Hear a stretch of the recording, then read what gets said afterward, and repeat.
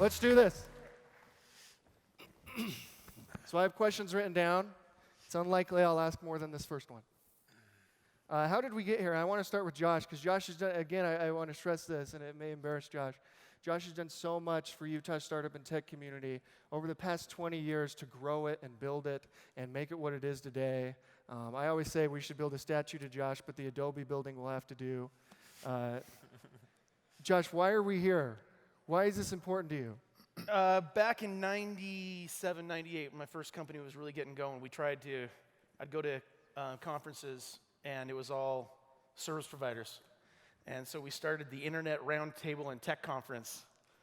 And then the Internet.com became uncool, so that thing kind of dissipated. And as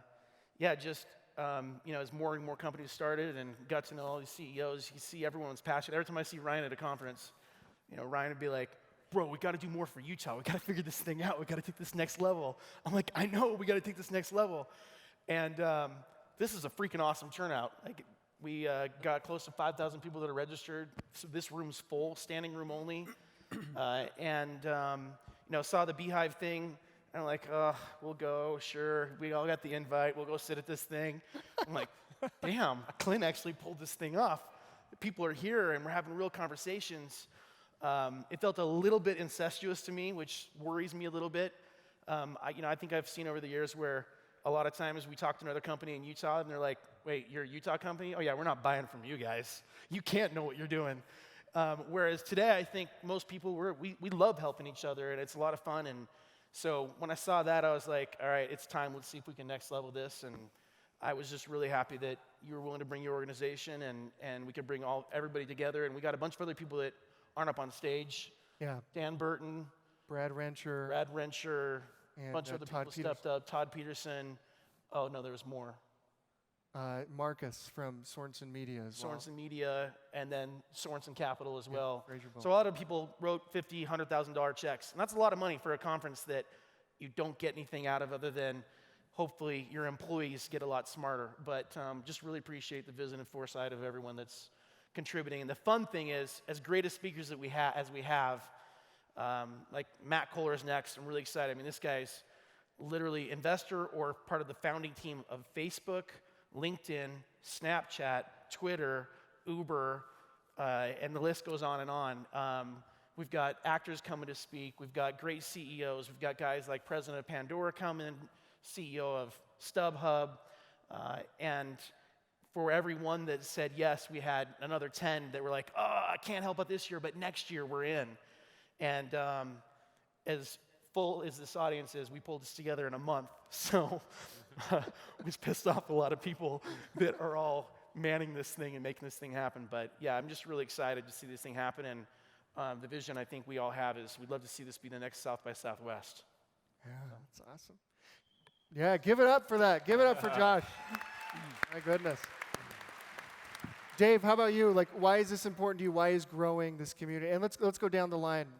Yeah, when I started this, I came back. I was living on the East Coast, and came back to school, and always wanted to build something as a kid. I was that kid who had always had some scheme, and everybody was telling me, oh no, you got to go to California to do something. You got to go to Boston, and there really wasn't much, right? I mean, I think early on it was like 2003. I met Josh, 2004. And Josh is like, no, man, like we can go big here. And Josh had the vision, I think, that early. But as these guys started to talk together, we can all do better together. And so for me, it's about building an ecosystem that helps not just me be successful, but all of us be successful. It helps us recruit people into Utah. It helps us get funding into Utah. It helps us, I think, improve the reputation of Utah. I mean, Josh is right that Utah, I think, had a bit of a reputation where people wouldn't buy from us early on, but I think we're overcoming that really quickly. So for me, it's about kind of having it all, having Utah, having the outdoors, having family, and still being able to start something and do something amazing. Yeah, adding to what's already been said, I mean, Utah is an incredibly special place, and I'm personally grateful to live here because we have this unique combination that I don't think you can find anywhere else in the world.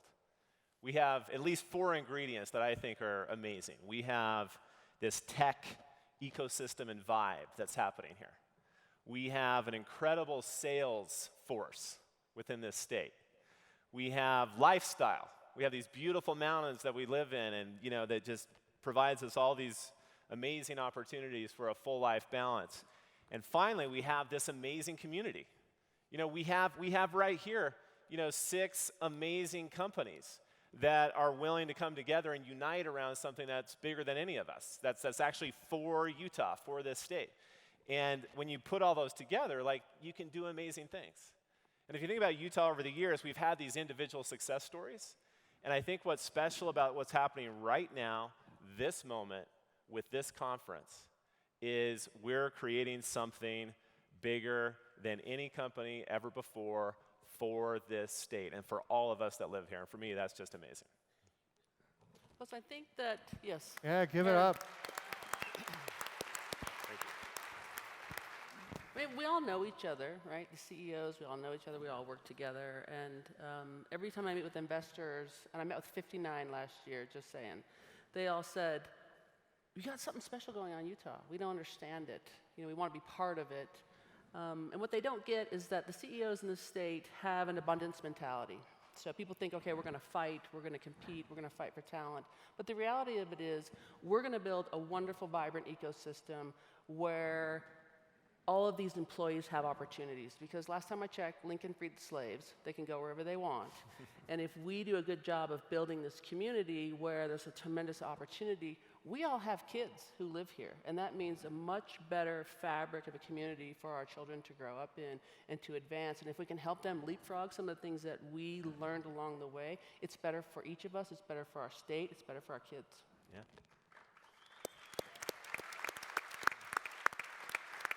So first, this is pretty special to see. This is cool. I remember when Josh came and he's like, I got this crazy idea, let's go. I was like, dude, you're really going to have to get out of your comfort zone for a crazy idea. I don't know how we're going to get you there. But so we did what we normally do, and we pulled an all-nighter with Clint and Josh at my house, and this is what became of just a crazy idea. So this is typically how innovation happens. I think it's definitely in our culture. If you think about the founding of Utah, it's a little one-sided or religious, but if you actually think about it, it's probably the craziest idea that most people have ever even thought about.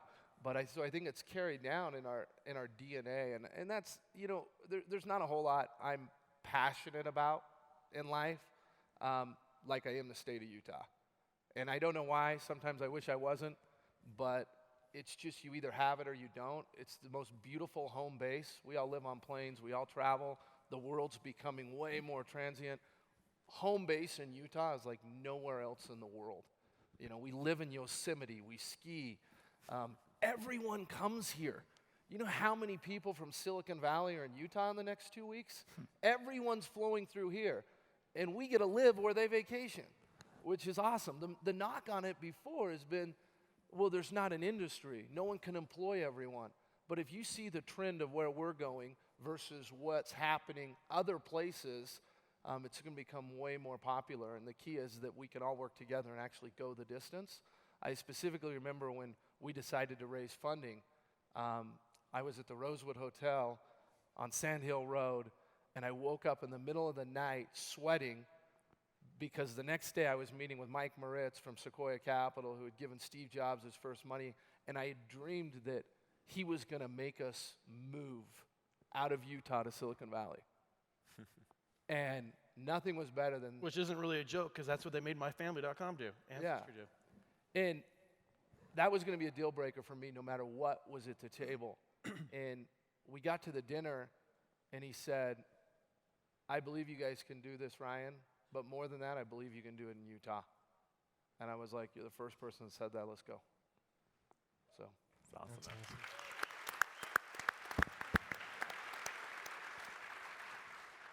So I don't want to be a broken record, but I can echo everything that was said earlier. One of the things that any of us, if we look back at our successes, we realize that there are a lot of people that helped us get where we are. And I think back, when I was at BYU, I was lucky enough to take this class from Larry Miller, who came down to BYU and taught a 3-hour class every Friday afternoon. And it just lit me on fire and inspired me. So many people have done that over the years. I think in the business community, particularly here in Utah, all boats rise with the tide. And we need the tide here in Utah, and Silicon Slopes is that tide. There are a few business organizations here in the state, but we need to strengthen them. We need to increase the lobby that we have and the voice that we have in government. We just built a new headquarters right next to the Adobe building down in Lehigh, and we had the governor just popped in one morning and said that he wanted to check out the new office. And how amazing is that there's enough awareness amongst the leadership in Utah that they're concerned about job growth, and they know the tech companies are what's creating job growth. And for him to just pop in was pretty amazing. But even more amazing and startling to me is there was a member of the state legislature that came that morning with him, and he told me how weak the lobby is for the tech community in Utah. We have not really come together and become a strong voice. And so you look at things like Zenefits got shut out of Utah, right? And so I saw some people on this stage really become vocal about it on social media, and the governor caught wind of it, and he went and he fixed it, right? But that lobby, that voice was not, it was social, we were just posting random things on social media. But we didn't really have an organization to really kind of help be the vehicle to fix those sorts of issues. I still know there's a Tesla dealership, right, here in Salt Lake that got built that they can't even sell vehicles out of because we have some crazy law that a dealership can't sell direct to the consumer. So we have issues here, and we need to be able to band together and be able to solve some of those issues. The other thing is I just think the networking, the camaraderie, and the benefit you get from being able to know other professionals in your domain or people that can kind of help you solve problems. Again, when I was a BYU student, I get this call like completely out of the blue one day. And there was this legend, Josh James, that all of us, the students, heard about, and this company that he was building. And I get this call out of the blue from this guy, Josh James. And he had somehow heard I was some little rinky-dink entrepreneur with a pipe dream. And he calls me up. And he's like, hey, meet me at the Provo airport at 6 p.m. I'm like, what? What in the heck? Like, what is this about? So I thought maybe it was a practical joke. I didn't know what was going on. But I showed up at the airport, and he has this private jet ready. I'm not supposed to. He told me never to disclose this. It's been long enough. It's been years. It's fine. All right. Oops. So anyway. Don't tell anyone. So anyway, we get on the jet, and I guess, I think it was Hummer Winblad was having a Christmas party out in the Bay Area, which was the VC that had funded one of his rounds. And so I jumped on this private jet, flew out. I think maybe I had 3 employees, maybe 5. And so anyway, it was just an unbelievable experience, and I learned a lot. I got to sit next to the co-founder of Omniture, John Pastana, and just pick his brain, because I'm a tech guy. I like to code, and John Pastana is super techie as well. So the opportunity to learn from peers and to get somebody that will give you a step up, I mean, those are all things that we can get out of an organization like this. I want to piggyback off of what the point Dave was making, Josh. What can we do better? What's next? How do we improve? How do we build on this? How do we kind of take this to the next level? I want to interject one thing. I think other thing to cool. It's cool, and we probably won't do this every year where we get up and talk about how this got started. But I think it's worth it this year. But other thing we have to recognize, like when we were starting Omniture in '96, it was all about WordPerfect, Novell, iOmega, Evans and Sutherland. Those are the 4 big ones that had been created in the state of Utah. And then Altiris comes along, Overstock. So there's been good companies here and there, but like Aaron said, it seems like there's a ton coming, and it's really fun. And the branding, hopefully you love it, but I sat through probably, I would guess, 15 different discussions at the state capitol with 20 to 40 executives talking about what the branding for the state should be, and all of those ended with no answer. And so we kind of got together and said, let's just do this, and that's how this came about. So hopefully the haters can get on board. But it's been interesting over the last several years. I start to hear about it a lot, and we try to encourage people to say Silicon Slopes instead of Linden or American Fork or, in their press releases, Silicon Slopes. And it does help us a lot, because one of the big questions that we all have is when we try to bring executives from outside the state, because as good as we are here in the state, sometimes we need help from outside the state, and there's a lot of people here from outside the state. Redeployability is always a question. So having lots of great companies, having something called Silicon Slopes, so it feels like there's some inertia, helps in a big way. And the thing that I had this horror story. We were starting Domo, and I asked all my engineers, I got this product, I was looking at the product, and I'm like, why do we do this way? Facebook doesn't do it like this. Why are we trying to invent a new way? Like, to my engineers, how many people in here don't use Facebook? And like, 4 hands went up, and I'm sure I went completely white. I'm like, oh my gosh, like, what's wrong here?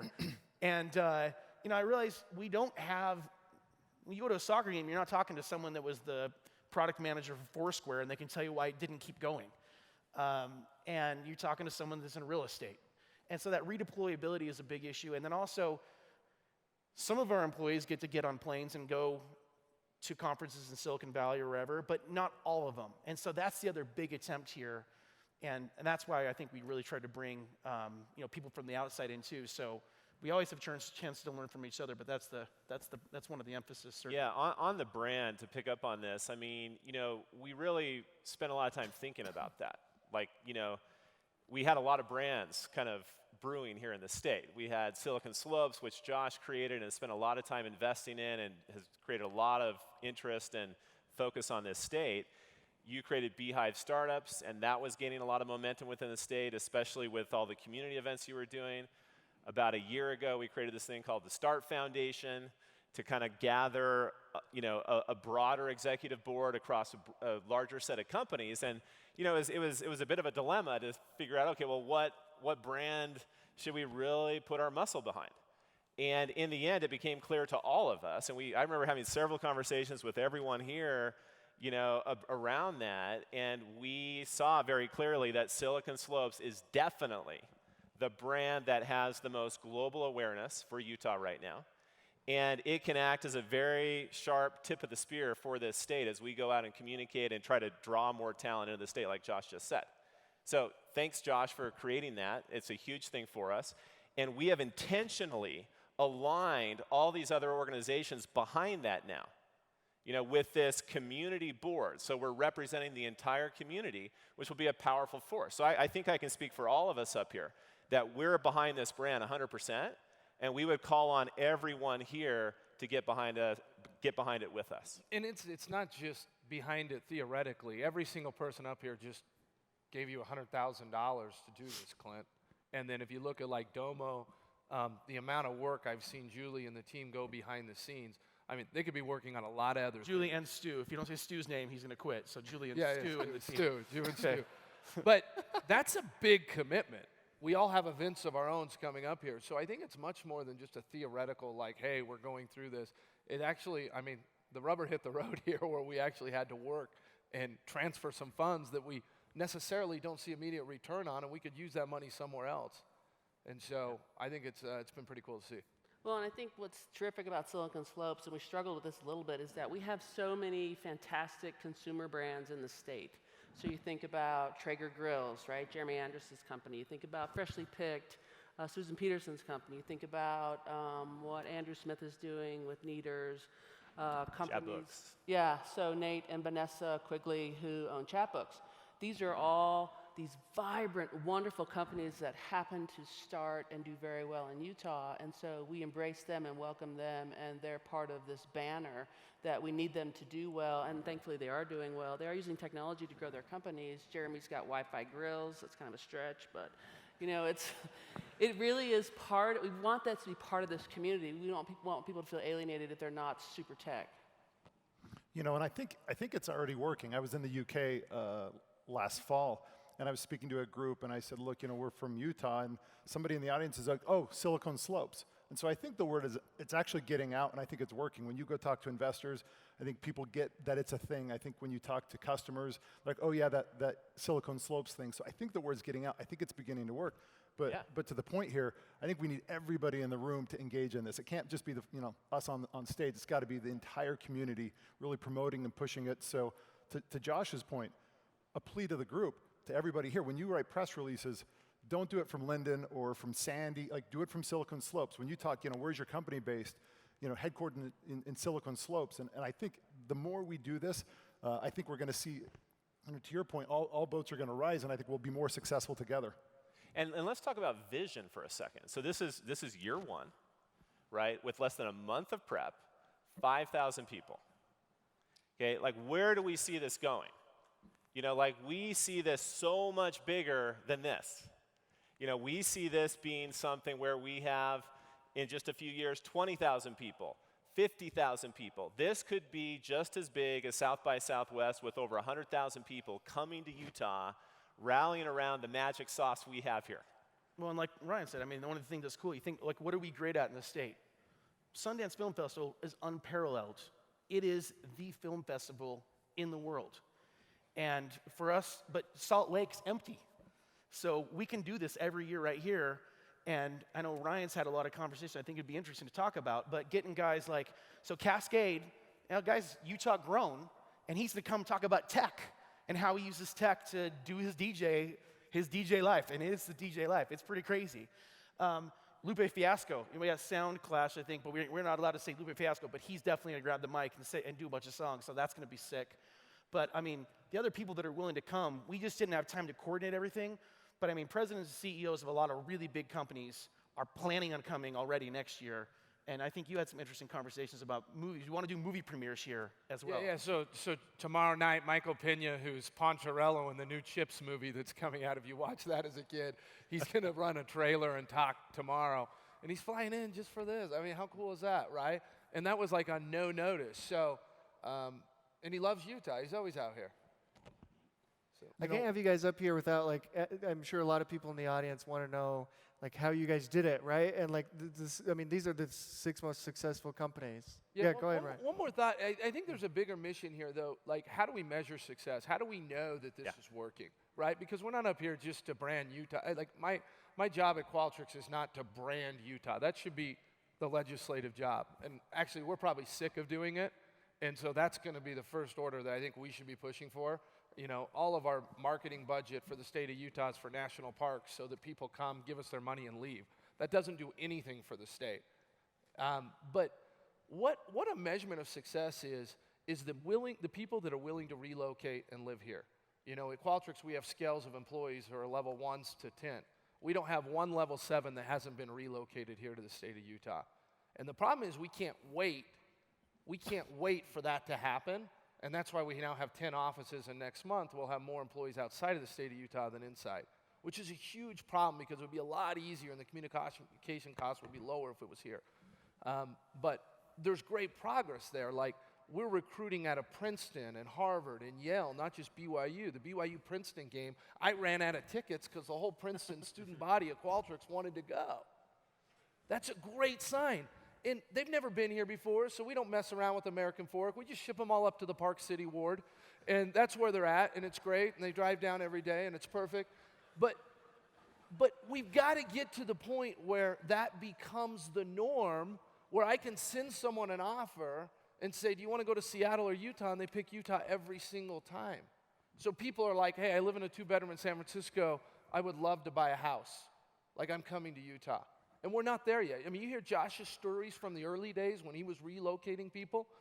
It's crazy about how that's happened. And if you're a small tech company, if you're not relocating people, you're not adding to the state. That is the measurement on whether you're taking more than you're giving. That is the measurement here.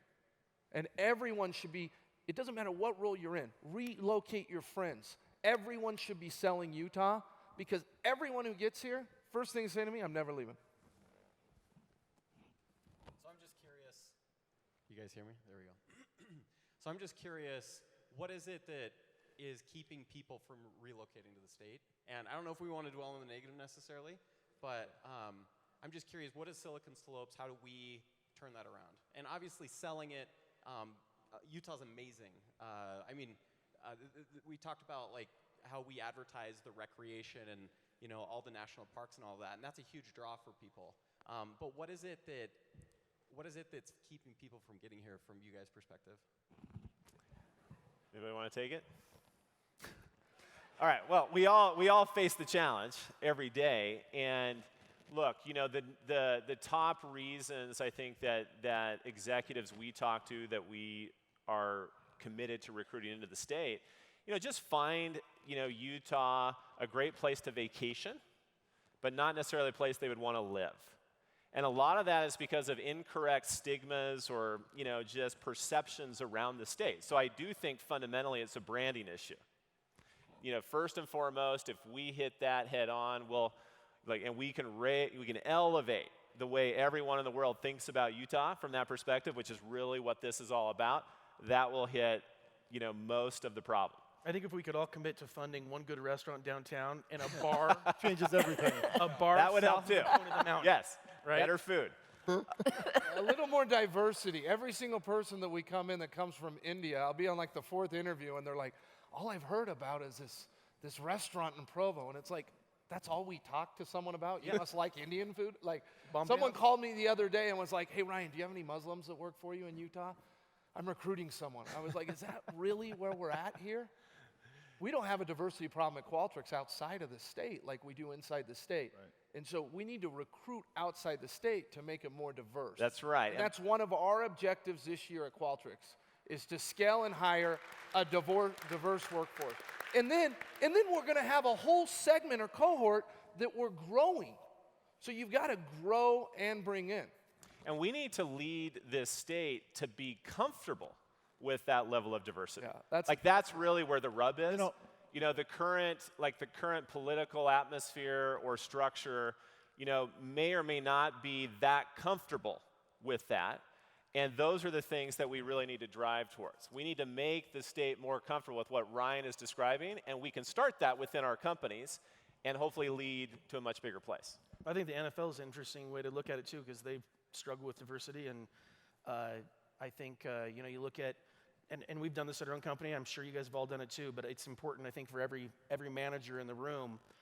If you have a position, make sure you interview at least one person that's not white male.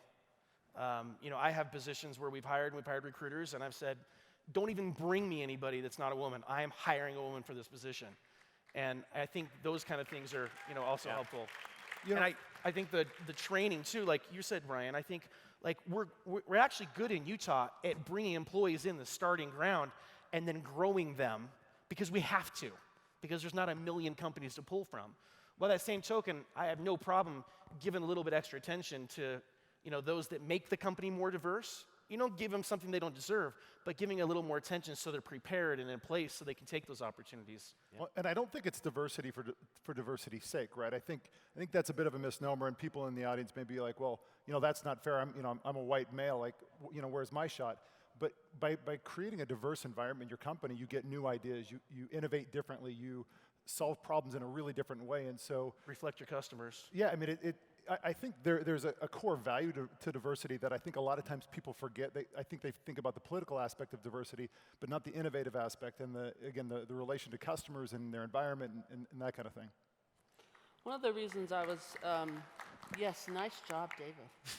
One of the reasons I was excited about joining this board is that I think that we as an organization, as a team, as a community can do a better job of working with young people and providing internships. So we have 250,000 students within a 25-mile radius of this stage. And I want to challenge not only the universities to have Silicon Slopes inside of every university, so an office where kids who have interest in working with some of the greatest companies in Utah can say, yeah, I want to do that. But that I want to challenge every CEO that's here today to really look and commit to hiring 20 interns into their company. I hired 40 last year, and we gave them really big jobs. So no beast of burden internships like, coffee and copies and stuff, but give them really big jobs, and guess what? It really changes our ecosystem, and so I think we can do a better job of that at Silicon Slopes. And that's a hard one. That's a hard one. I mean, we've run out of being able to scale the engineering team just for where we're at in our growth cycle as fast as we could here. We were net positive in 2 quarters, 8 engineers. We went up to Seattle and we hired 50 engineers in 1 quarter that ranged from level 1s to 10, right? So if we would have had to do that, we would have had to take the entire graduating class out of BYU and the U, and they would have all had to have been good. Yeah, right? it's a lot of work. So that's the problem we've got to solve as well, Yeah. is what are we going to do to recruit more engineers and get people into it? Well, Because and there's just not enough. It's not just recruiting, though, because you talk to the BYU graduating class or the University of Utah graduating class, in the computer science or the IT departments, they're going to California as much as they're staying here. So there's we have a problem in Utah where we're not paying enough, or we're not providing the appropriate jobs, or we don't have the right alliance with the universities. The second thing, I think if we just stop at the universities, I think we're in trouble. I think STEM is a challenge, not just in Utah, but I think nationwide. And I think that's something we need to encourage elementary schools and junior highs and high school students. Yeah. I think as private companies, we need to get involved. Like, we can't rely on government to say, hey, go encourage STEM. And I think that's to a large degree what we've done. There's a bunch of folks here on the board where there's a kids coding program that we're involved in, where our employees, I know Josh is a bunch of the folks up here as employees go and participate teaching young kids, 3rd, 4th, 5th graders how to code. The Chromebooks, you guys done that for your schools? Exactly. Uncle Todd Peterson did it for our school. And 40 grand, elementary school all has laptops. But we have to be very prescriptive about it. I mean, it's a lot of work, but the payoff is unbelievable. We get more women in tech. We get more kids who have technical skills. They don't have to necessarily go into tech, but they're confident and comfortable, because the Chinese, the Indians, they're kicking our butts. Because my son, who went to the International Science and Engineering Fair, I walked in there, 1,200 kids, started with 90 million kids at the beginning, 1,200 kids at the end. And when I went to his booth, he's like, welcome to Little China. Him and all these Asian kids. So we've got to do a better job. I would like to see this board really be behind, lifting computer science and tech in general throughout this state. There's so much more we can do there. And we can do things like that. We can do things like adopting a school, which I know you've done, Dave. There's so much we can do individually and as a community to really raise awareness around what's missing in our schools today. And that's the long-term solution. Like, we will breed and grow and, really develop some amazing tech talent over the next 20 years. So that's kind of where we're aiming, and we need to focus on that. And I know there's a lot we can do as a group around that. And then there's also, I want to come back and touch on diversity one more time. Yeah. There's one more thing I want to say about this. And we can't wait. Like Ryan said, we have to have people now in the state that can bring capabilities to this state that may not exist here. And it's not a knock on the population that's here. And as someone here working at one of these companies in Utah, it might feel uncomfortable to hear us talking about wanting diversity. Because what we're really saying is we need to go hire a bunch of people outside of Utah to come into Utah. And that may make you feel threatened, or like, well, why not me, or why not other people? And this thing is all about learning, connecting, serving. You can't learn and connect and really grow as a professional and reach your full potential without being surrounded by a lot of other amazing people who are further down the path than you. So like, we as a community, should want this. Like, it'll make all of us better in every individual job and every individual role if we have more amazing people coming into this state. And we're going to grow our future generations in a really powerful way at the same time. On that strain, for me, if we have a disproportionately higher amount of engineering talent in this state, we will have a disproportionate amount of business growth here. And it's commensurate to it. This is not just a Utah problem, this is an everywhere problem, that there are just not enough engineers. And coming from a company that we bootstrapped it, we never raised venture capital, we didn't have the luxury of competing with everybody that was raising venture capital. So we went to India, and we're in this little city called Pune in India. Raise your hand if you've heard of Pune. Okay, there's a few of you. The reason why most of you haven't heard of it, there's only 8 million people there. And in the US every year, there's 60,000 computer science graduates there's 30,000 computer science graduates in the United States every year. And just in the city of Pune, India, there are 30,000 computer science graduates every year. So you can see that we're just not producing the engineering talent here. And a lot of that just comes back to this issue of branding. Kids don't know if they want to live in a nice house on the hill, they should probably go into engineering. If they want to be an entrepreneur and own a business someday, they should probably go into engineering.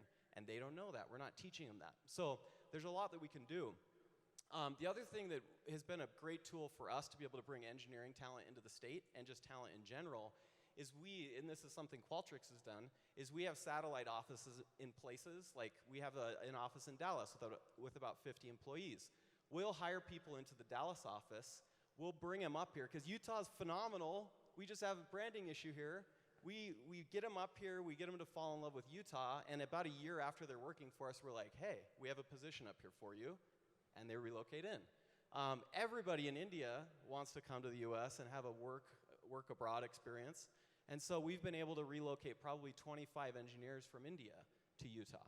So there's a lot of things we can do, and I think this Silicon Slopes can open so many doors for us to kind of strengthen that ability to bring people in. And if we're bringing people in, we're not taking them from the other companies in Utah, which could be debilitating to those other companies. So there's so much value to figuring out. And those decisions don't only happen at like the CEO level. Like those decisions are actually happening in the hands of every hiring manager that might be sitting here in this room with us.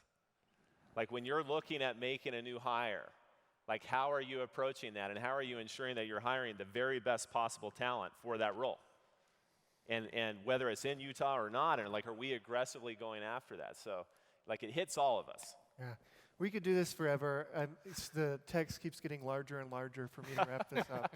All these guys will be here throughout the 2 days. Josh is about to interview Matt Kohler. Ryan's interviewing someone this afternoon. Aaron, Dave's on a panel. They're all going to be here. Please give a standing ovation for the folks who made this possible. Nice job, guys. Good job, man. I think you stay here.